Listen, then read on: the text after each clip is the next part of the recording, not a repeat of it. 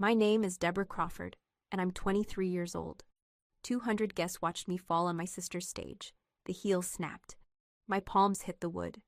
The laughter came before the concern. Then Vivian took the mic. She smiled the way she always smiled before she cut someone open. Dumb as always, the Crawfords don't keep embarrassments. My mother studied the floral centerpiece. My father studied his shoes. And then a stranger in a gray suit walked onto the stage. He took the microphone from my sister's hand. He turned to the 200 guests and said, "Before Miss Crawford continues, I have something to announce on behalf of William Crawford's estate." The room went silent. They laughed at me falling in front of 200 people. 10 years later, the same 200 people would watch them lose everything on the same stage, from the same microphone. Before we begin, if you've ever been the one they laughed at, hit subscribe. Tell me in the comments where you're watching from. I want to know who's listening. Let me tell you how one fall changed everything. The Crawfords have been in Boston since 1856. My great-great-grandfather built shipping routes out of the harbor. His portrait hangs above our staircase. Oil on canvas, gilt frame. A picture like my mother dusted every Sunday. I was 8 years old the first time I reached up to touch the frame. My mother took my wrist and set my hand back down. "That's not for you." "Why?" "Because some of us carry the name, and some of us just have it." That sentence followed me for 20 years. Vivian carried it. I just had it. She was 5 years older. She had the jaw, the laugh, the easy cruelty of a girl who had never been corrected in public. Tennis at the country club. Debutante at the cotillion. 3 pearl chokers by 16. I read books in my grandmother's parlor. I stayed out of the hallway when my mother had guests. Here's what my parents never asked about: the scholarship to MIT, the grant from the NIH, the research papers published under a pseudonym before I turned 22. In my family's currency, none of that counted. A bank balance counted. A Harvard law diploma counted. A Hermes bag counted. A daughter? That depended on which one. My grandmother Adelaide was the only person in that house who looked at me. She would put Earl Grey in my hand and say, "You don't need to be loud, darling." The loud ones always spill their wine. She died of pancreatic cancer in October 2014, 13 months before the gala. On her last lucid afternoon, she took my hand. Her skin felt like onion paper. "Promise me, Deb. Don't let them make you small. The Crawfords used to mean something." I asked her something I had not asked anyone. "Why doesn't Mom like me?" "Your mother married a man who chose her for her last name. She has spent 40 years being afraid he'll notice she doesn't have much else. You remind her what a daughter looks like when she isn't afraid. She cannot forgive you for that." I started to cry. "Don't," she said. "Save it for something worth it." 2 weeks later, she was gone. What I didn't know at the funeral, standing in the back with the housekeeping staff, was that Adelaide had already done something my family would not discover for 10 years. She had written a second will. She had filed it with a lawyer named Harold Whitman, and she had left instructions about when he was to reveal it. At the funeral, my mother wore a black Chanel suit. Peggy Hollis stood in the back with a small bouquet of violets, my grandmother's flower. After the service, my mother told the funeral director the staff shouldn't have been in the family section. I watched Peggy walk herself to a folding chair by a coat rack. On the way out, I stopped beside her. "I'm sorry. Don't be sorry for me, Miss Deborah. Be careful for yourself. This family buries more than bodies." I didn't understand her then. I would. What I did not know, standing in the chapel that day, was that Harold Whitman had been in the back row the entire service. He had stood when my mother walked in. He had sat when the organ started. He had watched my mother from a pew on the aisle for 90 minutes, and he had taken exactly one note in a small leather book. The note said, "Eleanor moved the family section. She moved the staff to the back. The will stands." He left before the reception. He did not speak to anyone. He did not need to. My grandmother had told him 11 months earlier on a Tuesday afternoon in her parlor with a cup of Earl Grey between them, what he was supposed to watch for. "Harold, if my daughter-in-law behaves at my funeral the way I think she will, you will know the second will is necessary. If she behaves the way a decent woman would, we burn it. I am hoping for the burning. I am planning for the other." Harold had asked her, "Adelaide, what signal am I watching for?" She will move Peggy Hollis to the back of the chapel. A woman who moves her housekeeper away from the family section at a funeral does not deserve the family money. Harold had nodded. He had watched for it. He had seen it. And from that afternoon forward, the second will was active. The safety deposit boxes were prepaid for 20 years. The judge was briefed. The video testimony was sealed. The trigger conditions were loaded. All of it was waiting for the night my family would give him the public occasion he needed, waiting for the stage my sister would choose. I did not know any of this. I would not know until a man in a charcoal suit walked across a ballroom floor 11 months later and took the microphone out of my sister's hand. The weeks between Adelaide's funeral and the gala were the strangest months of my life. My parents did not call. Vivian did not call. I kept working. I finished my first semester at Chan. I took on a teaching assistantship for an extra $1,100 a month. I ate rice out of a pan because I had not gotten around to buying more bowls. I walked past my reflection in a store window on Newbury Street one afternoon and did not recognize myself. Not because I had changed, because I had stopped performing the version my mother had named. That was the version the window used to show me. The window was empty now. Good. The invitation to Vivian's gala arrived in October 2015. My mother's voice on the voicemail was warm. She only used that voice for strangers at fundraisers, or for me when she wanted something. It would mean a lot to Vivian. It would mean a lot to me. Wear something respectable. We'll send a dress. I called Peggy Hollis. Miss Deborah. My mother invited me to Vivian's gala. A long pause. There has been a lot of talk in that house about you this month. Your mother has been on the phone with Miss Vivian late at night. They have mentioned your name more than usual. That is not normally a good sign. Should I go? I am not allowed to tell you not to go to your own sister's gala. But I will tell you this. If you go, wear your own shoes. Why? Because I know what they are buying. And I know how they are buying it. She hung up. 3 days later, the dress arrived. Oscar de la Renta. Mossy green. $2,400. The shoes arrived the next morning. Black suede. 8 centimeters. A card inside. For the stage. M. For the stage. I had told my mother at Christmas a year earlier that I could not walk in anything over 5 centimeters without wobbling. She had said, then you should practice. Under the tissue paper, 4 words in Peggy's handwriting. Wear your own shoes. Trust me. I read it 3 times, then I made a mistake. I wore the shoes anyway, because 23 years of being told I was the problem had taught me one thing. When someone powerful hands you something and tells you to wear it, the cost of refusing feels, in the moment, higher than the cost of obeying. It is not. I learned that at 8:48 p.m. on a Saturday in November. Peggy was in the service corridor when I arrived. I did not see her. The corridor was separated from the main ballroom by a wall of pleated curtain, and Peggy had been working that wall for 26 years, since the Four Seasons opened in 1989, and she started taking catering shifts on the side to help her sister pay her mother's rent. She knew every sightline through that curtain. She saw me walk in at 7:40. She saw the woman at the seating chart send me to table 19. She saw Celeste Ford walk up to my chair at 8:30. She saw Celeste hand me the bouquet of 12 white peonies. And she saw something else I did not see. She saw Celeste glance backward at Vivian when she walked away. Vivian nodded. Peggy wrote 3 words on a cocktail napkin in the pocket of her apron. Peonies, nod, trap. She put the napkin in her shoe. She walked to the phone in the staff break room. She called Harold Whitman at his home in Brookline. Mr. Whitman, it's Peggy Hollis. I think it is tonight. Harold said, how certain are you? Certain enough to call, Harold said. I'm 30 minutes away. Keep her in the room if you can. Peggy hung up. She picked up a champagne tray. She walked the perimeter of the ballroom for the next 18 minutes. She watched me. She saw me stand up when Vivian called my name. She saw me walk toward the stage in the shoes my mother had sent. She saw the wax on the floor under the spotlights. She whispered under her breath, the only sentence she had allowed herself in 34 years. God forgive me for not taking her out of this house when she was 8. Then she moved toward the corridor door. She opened it by 2 inches. She waited. Miss Crawford, this way. The family table is already full. My card at table 19 read Deborah C., no last name.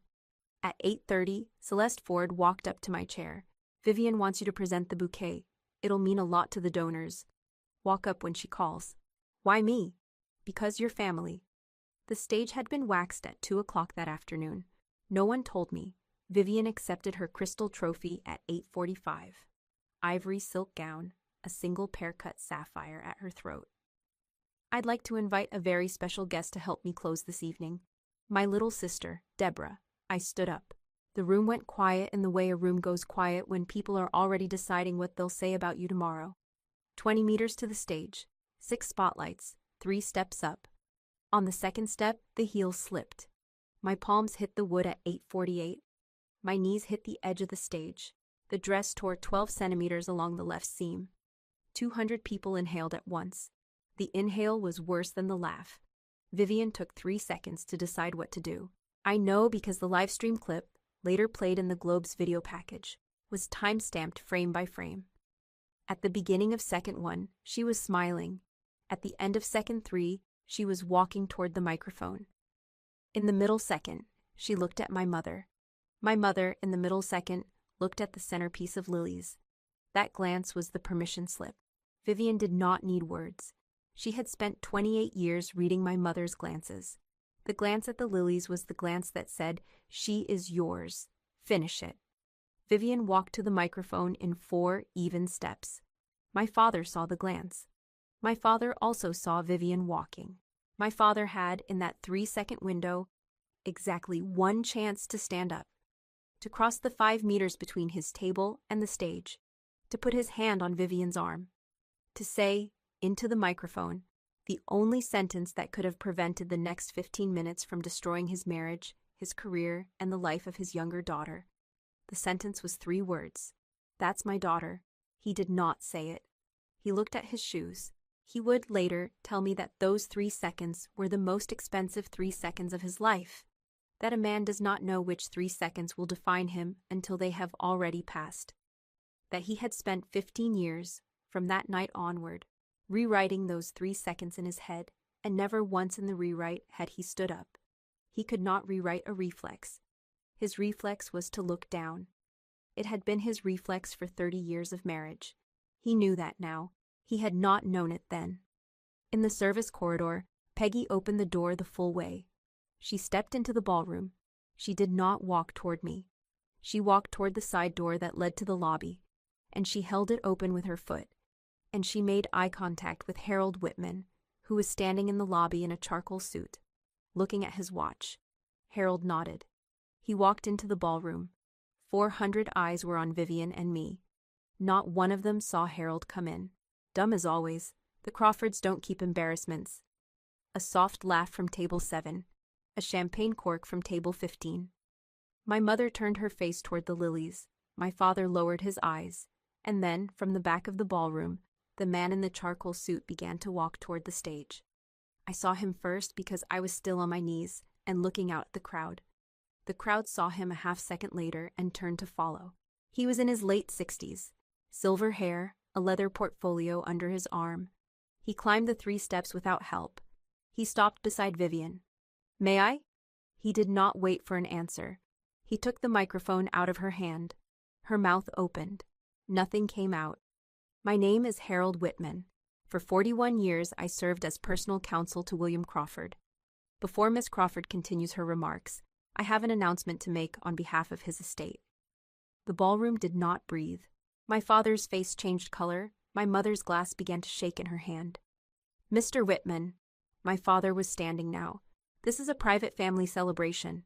It is, Mr. Crawford, which is exactly why your father chose this venue, this date, and this audience." I stood up from the floor. No one looked at me. Harold Whitman opened the leather portfolio. In October 2014, 3 weeks before his death, William Crawford executed a second and superseding last will and testament. That instrument was filed with my firm. Copies were lodged with 2 additional firms. Its contents were to remain sealed until the first public occasion on which this family attempted to diminish, publicly humiliate, or disinherit his younger granddaughter, Deborah Crawford. He looked up. That occasion, ladies and gentlemen, has now occurred. My mother sat down in her chair without choosing to. Harold began to read. I, William Crawford, being of sound mind, hereby revoke all prior wills and codicils. The voting shares of Crawford Holdings, the real property of the estate, and the residuary of all liquid assets shall be held in trust for my granddaughter, Deborah Crawford. The room began to murmur. Provided, Harold continued, raising his voice over the murmur, that the following condition is met.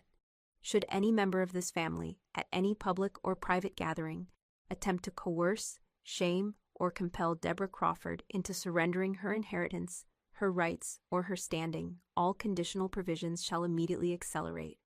The full estate shall transfer to her in fee simple, without delay, without contest, and without appeal. Vivian's hand was on the podium. This is fabricated. Her voice came out thin. This is fraud. Harold turned to her. Miss Crawford, your grandfather anticipated you would say that.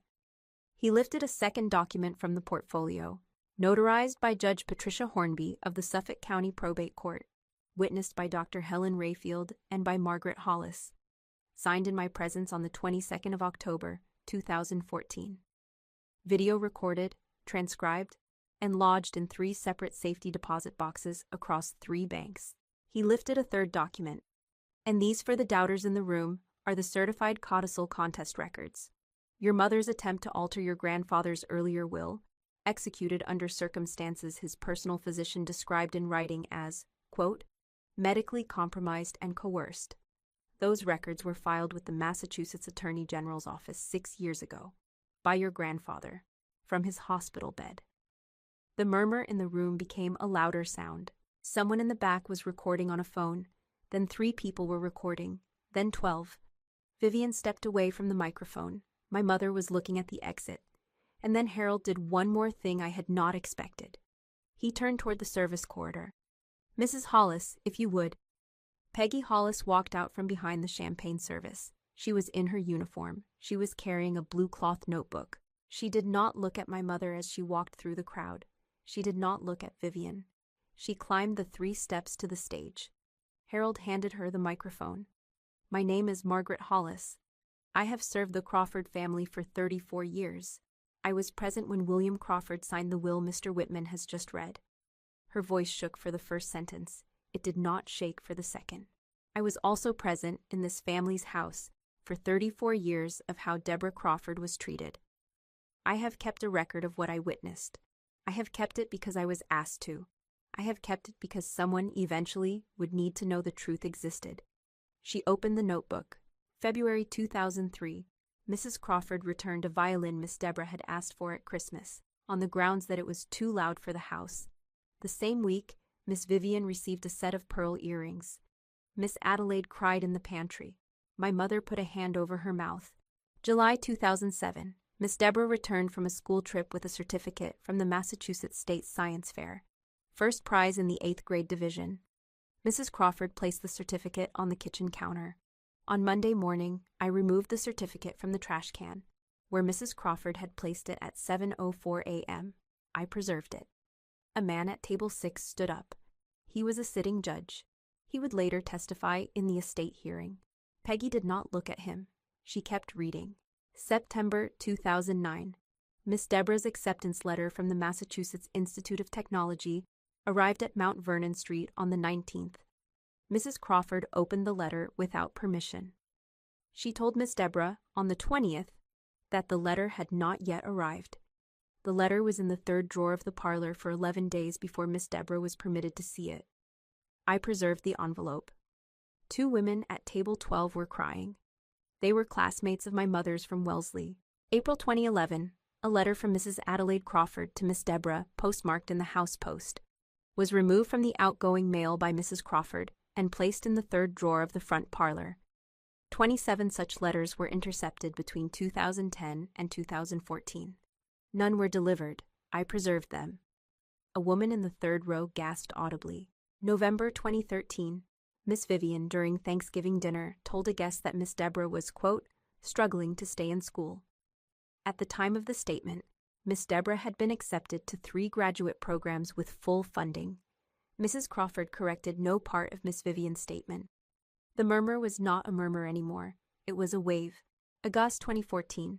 Mrs. Adelaide Crawford, 8 weeks before her death, asked me to come to her room at Beth Israel Deaconess. She asked me to bring a pen and a notebook. She dictated to me a statement she was unable to write in her own hand because of the tremor from her medication. The statement was, quote, "I have spent my life in a family that confused silence for love.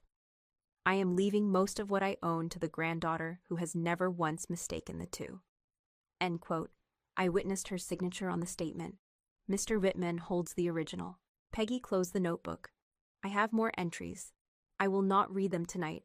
I have offered the notebook to the Attorney General's office in connection with the separate matter concerning the Crawford Foundation. I expect they will have questions. The ballroom was completely silent. Vivian sat down. She did not sit in the chair. She sat on the floor of the stage, 3 feet from the podium, with her knees against her chest and her face against her knees. My mother did not sit. My mother was looking at Peggy. She was looking at her the way a person looks at a piece of furniture that has just, after 34 years, said a sentence. Peggy looked back at her. "Mrs. Crawford," my mother did not answer. "I resign.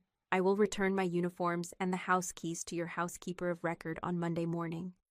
I wish you the peace of mind you were never able to extend to your daughter." Peggy walked down the 3 steps. She did not look back. Harold turned back to the microphone. "I have one final matter." He produced a final sheet. At 4:58 this afternoon, the conditional provision I read to you earlier was triggered. Miss Crawford's public statement on this stage, made 4 minutes ago, met every element of the humility provision. The full Crawford estate, including the voting shares of Crawford Holdings, the Mount Vernon Street residence, the Nantucket property, and the liquid assets of the estate, transfers to Miss Deborah Crawford as of this moment. He set the paper down. "Mr. and Mrs. Crawford, Miss Vivian Crawford, your access to the family accounts was suspended at 4:59. You have, in the interest of dignity, 1 week to vacate the Beacon Hill residence." He looked at me. "Miss Deborah, if you are ready." I was still in the torn dress. My palms still had dust from the stage floor. 200 people turned to look at me at the same time. I walked up the 3 steps. I did not take the microphone. I walked to Peggy first. I took her hand. Then I walked to Harold. "I need a moment," he nodded. I turned to the crowd. "I'm not going to give a speech tonight." A small ripple. "I'm not going to tell you what I think of my sister. I'm not going to tell you what I think of my parents. I'm not going to tell you what I think of the 200 of you who clapped when she called me an embarrassment." The ripple stopped. "I'm going to go home. I'm going to get out of this dress. And I'm going to decide, over the next 10 years, whether I want to be the kind of woman my grandmother thought I could be. When I know, I'll come back to this room, to this microphone, to this stage. And I'll tell you what I decided." I set the dust-covered peonies back on the podium. I walked down the 3 steps. I walked past my mother. I walked past my father, who, for the first time in my life, was looking at me. I walked out through the Boylston Street entrance. Boston cab, number 3478. "Where to, miss?" "Cambridge. Kendall Square. The building where I had kept a lab key for 2 years, hoping I would someday have a reason to use it at night. I didn't cry until we crossed the Longfellow Bridge. Once. I wiped it before the driver could see. The estate transferred faster than I had believed was legally possible. On Sunday morning, a bank manager from State Street Trust called my cell phone at 7:02. "Miss Crawford, I'm sorry to call so early. I need to confirm 2 wire authorizations executed on Saturday evening at 10:41 p.m. The first is for the residuary accounts of the William Crawford estate. The second is for the Crawford Holdings voting block. Both were authorized under the Conditional Acceleration Clause. Your signature is the only remaining requirement." "How much, ma'am? How much is in the residuary accounts?" A long pause. $41,218,000. That is liquid. The holdings block is separate." I did not say anything. "Miss Crawford, what is the voting block worth?" As of Friday's close, the voting block was trading at approximately $173 million. The Monday open, after this news breaks, will be lower. I can hold the transfer until market open if you want a clean print. "No, transfer it now. I want it done before the market opens." "Miss Crawford, forgive me. Are you all right?" "I've never been better. Thank you." I hung up. I sat on the edge of my bed in Cambridge. I did not own a headboard. I did not own a box spring. My mattress was on the floor, and the sheets were from Target. And I was, as of 7:08 a.m. on a Sunday in November, the sole holder of $214 million that had 12 hours earlier belonged to people who thought I was not allowed to touch a portrait. I did not feel triumphant. I felt tired. I walked to the window. The radiator clanged. I watched a man across the street walk a dog in a red coat. I said out loud, to no one, "Grandma, I have no idea what to do with this." The radiator clanged twice. I decided that morning what I would not do. I would not move. I would not buy a car. I would not buy clothes. I would not change my name on any document for at least 1 year. I would put every dollar the estate had given me into a medical research trust, named after Adelaide, and I would take, as a salary, the $41,000 I had been teaching for. I would do this for exactly one reason. I wanted a decade in which the money could not distort who I was becoming. I didn't know that morning that my grandmother had made exactly this decision for exactly this reason 40 years earlier, with an inheritance from her own mother. I would learn that 2 years later from a letter in the bundle Peggy had preserved. The parallel would make me cry in a way the Gala had not. By Sunday at noon, the Globe had broken the story. By Monday at noon, the Times had picked it up. By Wednesday, the Times of London ran a sidebar on the humility provision and called it, quote, "the most elegant piece of revenge estate planning in a generation." My mother was quoted in exactly one article in the New York Post on the Tuesday. The quote read, "This will be overturned within 6 months. My husband is consulting counsel. My daughter Deborah has been manipulated by a staff member with a grievance. We expect a full apology." The staff member with the grievance was Peggy Hollis. The apology did not come. The will was not overturned. 6 months became 9. 9 became 2 years. 2 years became a permanent court record. By the end of the first month, my father had filed for divorce. He filed in Suffolk County. He represented himself. He did not ask for the Beacon Hill house. He did not ask for the Nantucket place. He did not ask for any portion of the foundation. He asked for one thing: the right to send me a letter once a year. My mother contested the divorce. She lost. She contested the prenup. She lost. She contested the division of personal property. And in a small deposition in a lawyer's office in Back Bay, she said on the record, "He was supposed to stay until I was dead. That was the agreement." Her lawyer stopped her from saying more. The deposition was sealed. It leaked. By the end of month 2, Vivian had been asked to withdraw from her clerkship at the First Circuit. The judge cited in a letter, quote, "circumstances unrelated to the quality of Ms. Crawford's legal work, but impossible to disregard, given the ongoing public litigation," end quote. Vivian called me once that month. I did not answer. She left a voicemail. "Deborah, I don't know what to say. I don't know if you want me to say anything. I just want you to know that I have been sitting in my apartment for 4 days, and I have not been able to answer one question I'm asking myself, which is what I would have done if I had been the one on that floor and you had been the one at the mic. I don't know. I'm afraid I know. Call me if you can." I did not call her back. Not for 7 years. I did not move into Mount Vernon Street. I sold it. The proceeds went into a medical research trust named after Adelaide. I did not take over Crawford Holdings. I appointed a professional CEO and converted the voting shares to non-controlling equity. I did not give interviews. I did not post. I did not explain. I went back to my radiator, my notebooks, my lab bench at the Broad Institute. In 2016, the NIH funded my first R01, $1.2 million. Dr. Helen Rayfield was my supervisor. She had lost her brother to pancreatic cancer at 41. Pancreatic cancer kills 88% of patients in 5 years because we catch it at stage 4. Whoever catches it at stage 1 changes medicine. 3 weeks in, I got an email from an anonymous Gmail address. "I know who you really are. I'm not going to tell anyone. Keep going." I never traced it. I have my suspicions. I have never asked. In March 2017, I filed my first provisional patent. In August 2019, I met Daniel Reinhardt, a cardiologist who pivoted to applied AI after his father died of pancreatic cancer at 61. I don't care what your last name is. I care what's in your notebooks. We incorporated in Delaware 3 weeks later.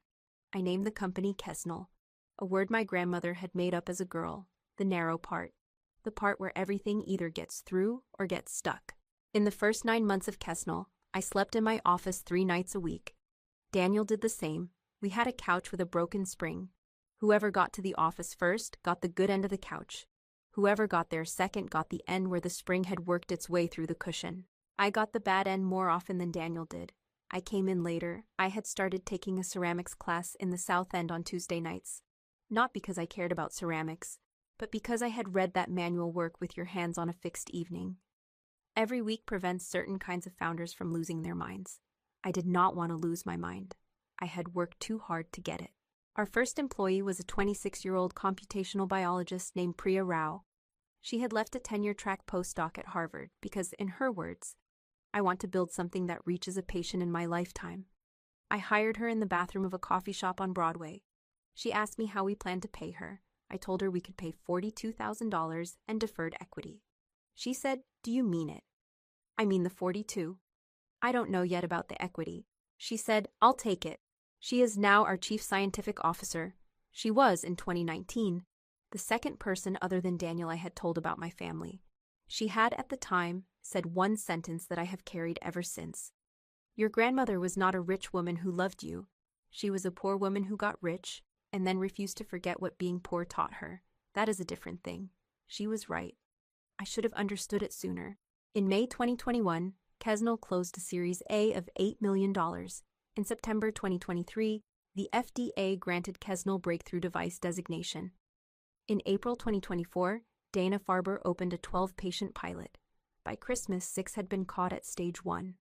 4 had undergone curative surgery. Patient 004 was a 74-year-old man named Walter Ashby. On the day he got his clear scan, he told his oncologist, "Whoever built this thing gave me another Christmas." In September 2025, I signed a Series B term sheet, $69 million pre-money. That same month, the IRS opened a case on what remained of the Crawford Foundation. The humility provision had frozen its funding stream, but not its books. Someone had been creative with those books for a long time. The whistleblower filing was initiated 90 days earlier by a bookkeeper in Roxbury named Ruth Hollis, Peggy's sister. On November 3, 2025, my office line rang at 9:42. "Harriet Quinn, Boston Globe. Miss Ashford, I was in that ballroom 10 years ago. I took photographs. I've kept them. I'm running them this Sunday. I wanted you to know." "Why now?" "Because you told the room you would come back to that microphone. I have been waiting 10 years for you to come back to it." I sat at my desk for 4 minutes. Then I called my assistant. "Book me the closing keynote at the Boston Mercy Gala next week. Use my legal name, Deborah Ashford Crawford. They already invited you, ma'am, 3 times. They're honoring Kesnel's work at the ceremony. Accept." "I'm going." I sat back.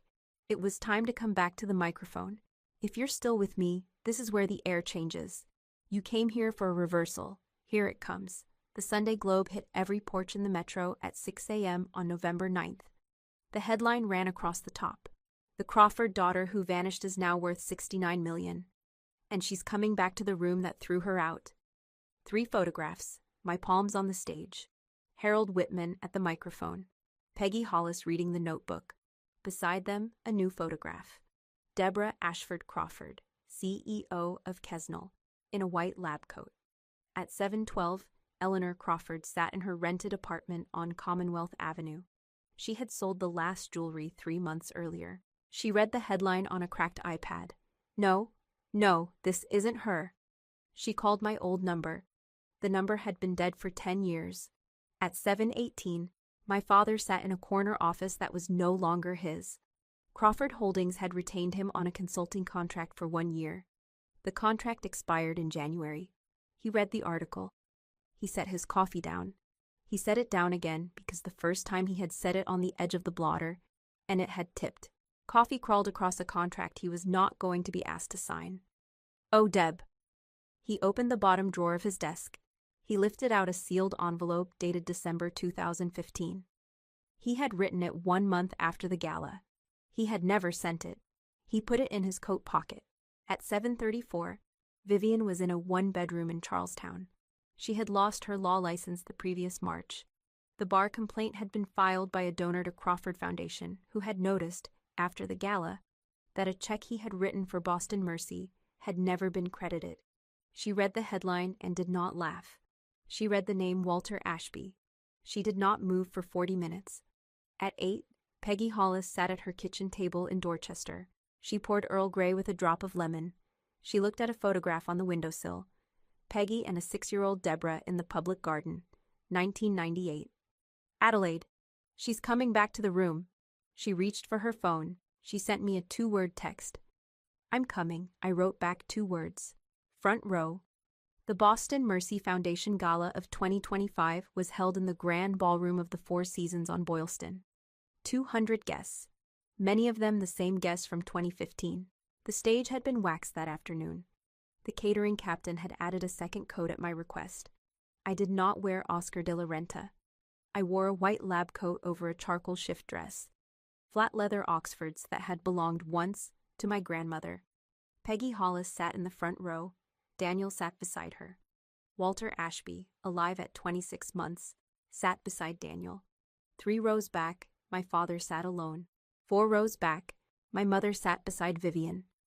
Their invitations had been arranged at my instruction, not in the family section, not near the stage. Harriet Quinn was in the press row with a camera and a live stream. My keynote was scheduled at 8:45, the exact hour, 10 years to the night, that I had fallen. I walked across the ballroom, past the table where I had been seated as Deborah C., past the stage I had approached in shoes my mother had sent me, past the podium where Harold Whitman had read my grandmother's will. 3 steps up, I did not slip. I did not fall. I took the microphone out of its stand. Good evening, my name is Deborah Ashford Crawford. I am the founder and chief executive officer of Kesnel Biosciences. 10 years ago, on this stage, in this room, in front of most of you, I fell. A sound moved through the room. Not a laugh. A held breath. Tonight, I was invited back to receive an award for building a company whose diagnostic technology has, to date, caught pancreatic cancer at stage 1 in 44 patients who would otherwise have died at stage 4. I want to thank the Boston Mercy Foundation for the honor. I want to thank Dr. Helen Rayfield, who taught me what the word mentor means. I want to thank my co-founder Daniel Reinhardt, who lost his father to the disease we are now learning to stop. And I want to thank the woman in the front row, Margaret Hollis, who raised me when my own mother did not. A woman in the crowd started crying. She was not related to me. I could stand here for an hour and recite the numbers. I will not.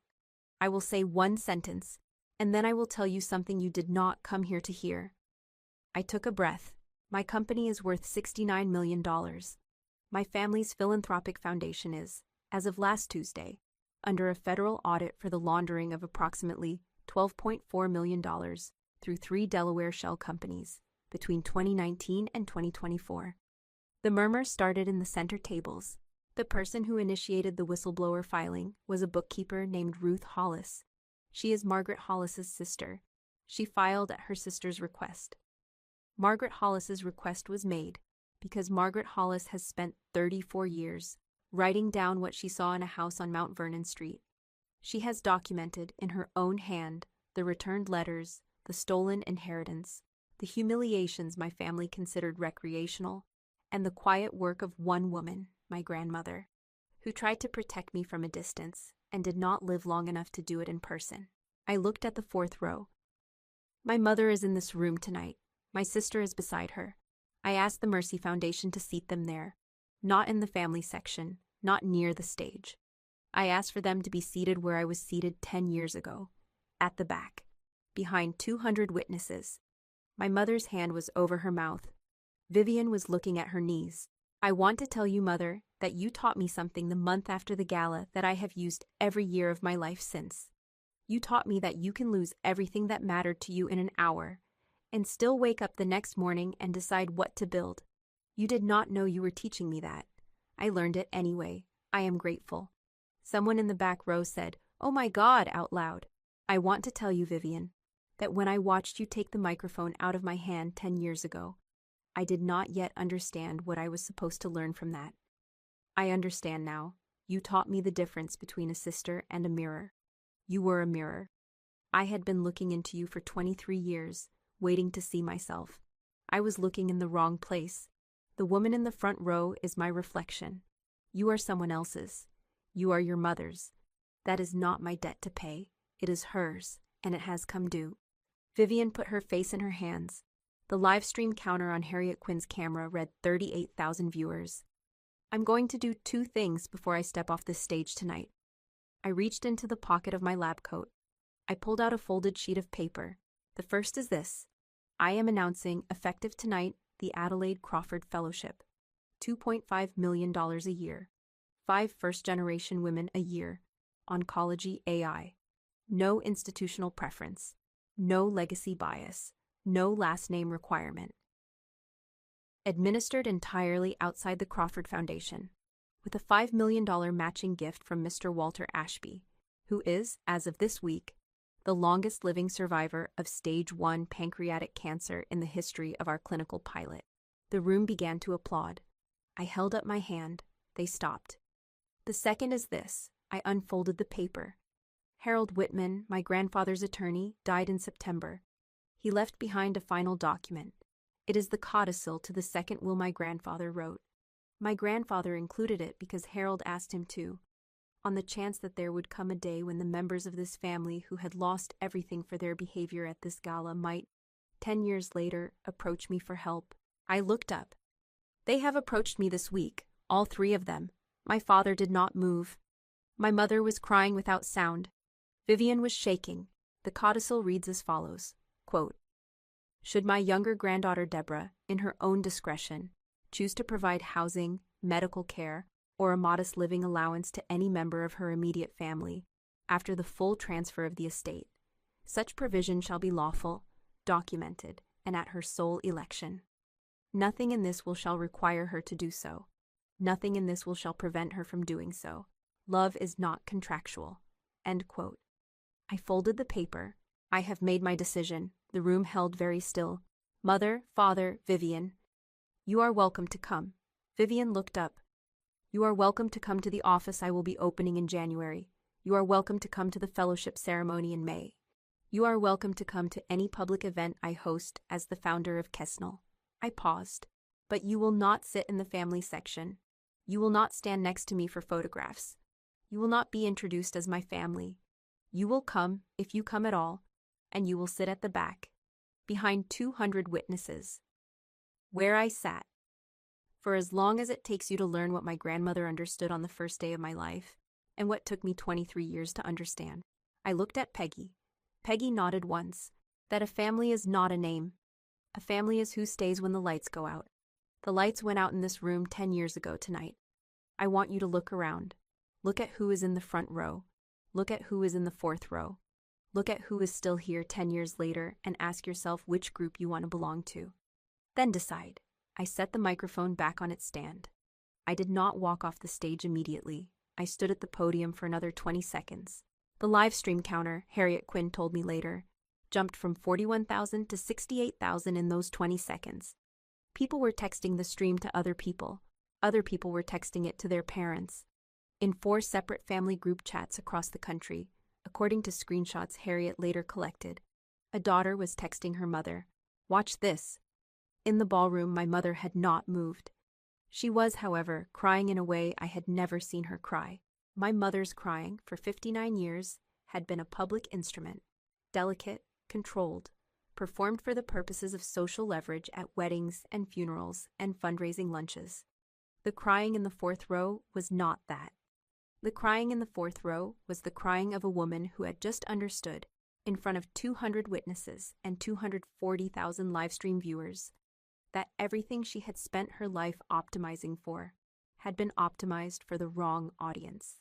Her mascara was running. She was not dabbing it. Vivian was leaning forward, her forehead almost against the back of the chair in front of her. She was saying something. I could not hear it from the stage. Harriet Quinn, in the press row, captured the shape of the words on camera. A lip reader, hired by the Globe the following week, transcribed them for the video package. Vivian was saying, "I'm sorry, I'm sorry, I'm sorry." She said it 17 times. She was not saying it to me. She was saying it to the empty space in front of her. to a version of herself she was now, at 38, meeting for the first time. My father was the only one of the three not crying. He was sitting very straight. His hands were folded in his lap. He was looking at me the way a man looks at the first good thing he has ever been in the presence of. It was not the look of a man saying goodbye. It was the look of a man, for the first time in his life, seeing. He had been, in my grandmother's phrase, a man who had spent 30 years looking at his shoes. He was not looking at his shoes tonight. He was looking at me. I did not smile at him. I did not nod at him. But I let him see me seeing him. That was as much forgiveness as I had ready that night. It was enough for him. I could tell from 12 steps away. I could tell from the way his shoulders came down half an inch. A man's shoulders do not come down half an inch unless something inside him has finally been allowed to stop holding on. I walked down the 3 steps. I did not fall. I did not take my phone out. I did not check the live stream. I did not turn around to see my mother stand up and move 3 rows forward. I did not see her pause. I did not see her stop. I did not see Vivian, after a long minute, stand up and walk toward the exit instead of toward the stage. I saw Peggy. Peggy held out her hand. I took it. We walked out of the ballroom together. Outside the Four Seasons, the November wind was sharp and clean. I stood on Boylston Street for a minute. I looked up at the lit windows of the ballroom I had fallen in. My phone buzzed. It was Harriet Quinn. 1 sentence. Livestream hit 240,000 viewers. The comments are going to make you cry. In a good way. My phone buzzed again. An unknown number. Deborah, this is your mother. Please, can we see you? Anywhere. Anytime. I looked at the message. I typed back 7 words. You can, at the back of the next one. I did not send it right away. I stood on the curb and thought about Adelaide. I thought about Peggy standing in the hallway of a hospital room in 2014, writing in her blue notebook, 34 years of unpaid witness. I thought about my father's face when he looked at me for the first time in my life. I thought about Vivian walking toward the exit instead of toward the stage. And then I thought about the girl on the 3rd step of a staircase in Beacon Hill, 8 years old, being told a portrait was not for her. I pressed send. Peggy waited on the corner of Boylston and Arlington while I stood on the curb. She did not hurry me. Peggy Hollis had waited 34 years. She could wait another 5 minutes. When I turned to her, she took my arm. We did not speak for the first block. At the second block, she said, Miss Deborah, may I ask you something? Anything. Why the back row? Why not the family section? Why not no seat at all? I thought about it for half a block. Because my grandmother believed people could change. I am not sure I do. But I am not willing to be the first Crawford in 4 generations to decide, in public, that they cannot. So I am leaving the room open. I am not leaving the front row open. There is a difference. Peggy nodded. Your grandmother would be proud of that sentence. I hope so. We walked another block. At the public garden gates, she stopped. Miss Deborah, I have one more thing to give you. I have been carrying it for 10 years. It was the last letter your grandmother asked me to hand to you. She asked me to hand it to you when I thought you had finished becoming yourself. I was not sure when that would be. I am sure tonight. She reached into her handbag. She pulled out a small envelope, cream paper, violet seal. She put it in my hand. Do not read it tonight. When? When the next moment comes, when you are tempted to become small again. Read it then, not before. Your grandmother was very specific about the timing. I put the envelope in the pocket of my lab coat. I have still not read it. I am saving it. I know, the day I read it, what my grandmother will say. I know because I have been writing a version of that letter in my own head, for the 12-year-old girl I was, and for the 8-year-old I was before that, and for the 3-year-old who once reached up for a portrait and was told it was not for her. My grandmother, in that envelope, is telling me the sentence the 3-year-old needed to hear. I will read it on the day I need to hear it again. I have not needed to yet. That, more than the 69 million, more than the humility provision, more than the brownstones and the board seats and the headlines, is what my grandmother actually left me. She left me a woman who does not yet need the letter. She left me time. 10 years ago, I fell in front of 200 people. Tonight, I walked off a stage in front of 240,000. The difference isn't the number. The difference is who I was carrying when I stood up. Her name was Adelaide. Her word was Kesnel. The narrow part. The part where everything either gets through or gets stuck. I got through. If this story meant something to you, share it with someone who needs to hear it. Someone who's been told they're the embarrassment. Someone who's still being measured in the wrong currency. Subscribe for more stories about the ones they underestimated. And comment below, what was the fall that taught you to stand?